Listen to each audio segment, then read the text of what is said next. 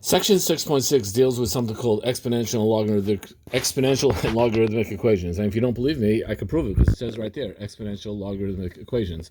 And I stand by that. Now, what's an example? Here we go.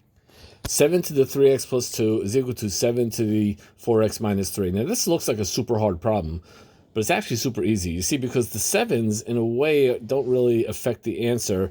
The only thing that matters is that the 7s are equal to each other. Because if the bases are the same and these two quantities are equal, then the only way that's going to happen is if the exponents are the same. Therefore, all I got to do in reality is just to set the exponents equal to each other and solve for x. And I get me an equation like this. 3x plus 2, which is that exponent, must equal 4x minus 3, because that's the only way these things are going to be equal. Well, that's a very easy equation to solve. And even I was able to figure out that x equals 5. As I said, this is very simple as long as the bases are equal.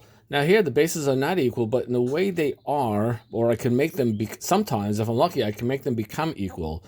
And that is because this base, even though these 2 and 4 are not equal, but 4 is a power of 2, so I could rewrite the 4 as follows. And then once I do that, I can rewrite the whole thing like this.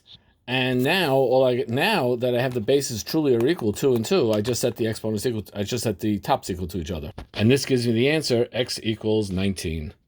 Now here we have to do. Now here, this also is not such a hard problem. I just got to do a little fixing. First, I'm going to combine these into 1 power of 3, and I'm going to rewrite this as a power of 3 because 27 is a power of 3. It's 3 to the third power.